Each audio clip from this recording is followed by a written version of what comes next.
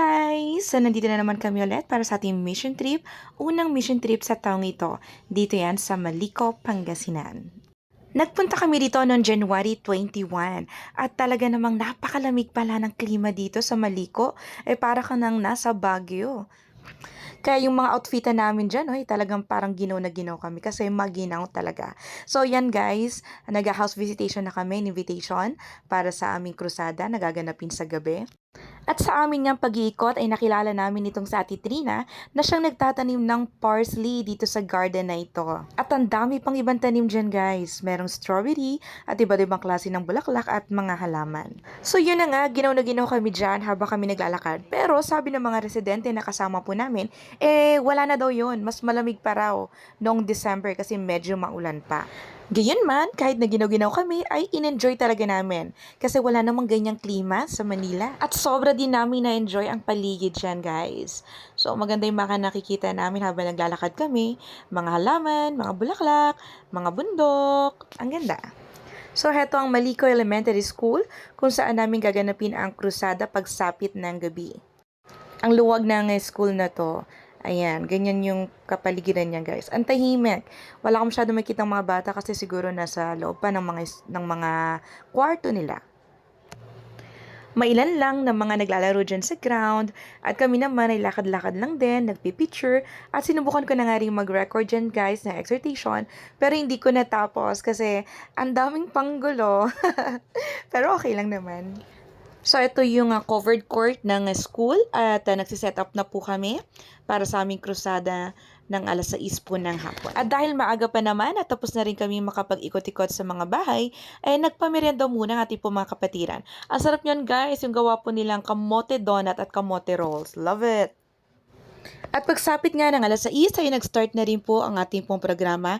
Una, nagpalaro kami sa mga bata at pagkatapos po niyon ay nagkaroon na nga tayo ng awit ng papurit pagsamba sa ating pong Panginoon. At pagkatapos ay nagkaroon din tayo ng short film showing. Sa likod ko nga may kita natin ang mga kabataan na dumalo ng gawain po na yan. At syempre habang nanonood ay katabi ko rin si Gab or si Gabi na kasama namin sa pag-ikot sa mga bahay-bahay. After ng film showing, ay nagbahagi na rin tayo ng salita ng Panginoon sa pangunguna nga po ng aming PIC na si Pastor Chris.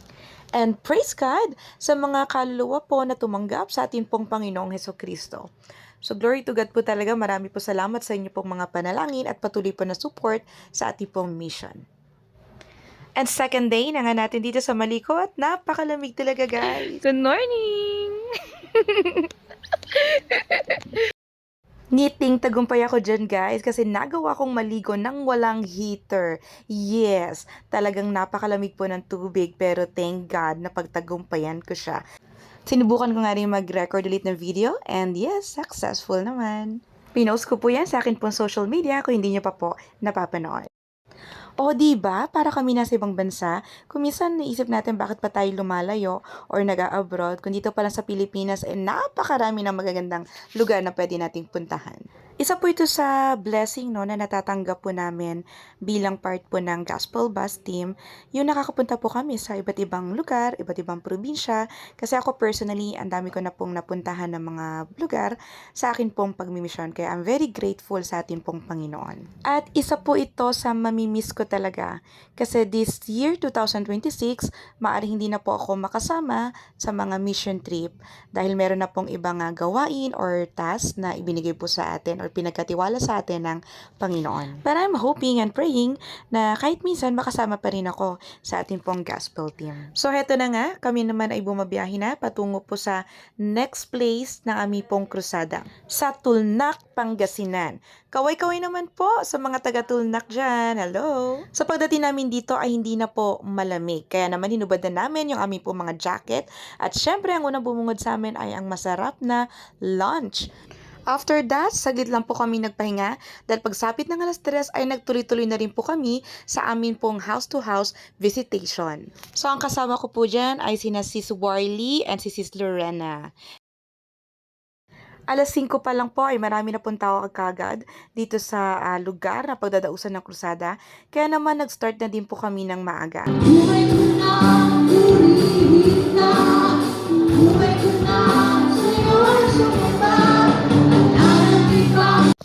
Again, maraming po salamat Panginoon sa katagumpayan ng gawain sa Maliko and Tulnak, Pangasinan. At salamat po sa pribilehiyo na mapaglingkuran ka sa pamamagitan po ng pagmimisyon. Kayo na po Panginoon ang patuloy po na magpala sa bawat isa at sa mga taong amin pa po nga makakasalamuha. Yun lamang po mga kapatid, and God bless you all.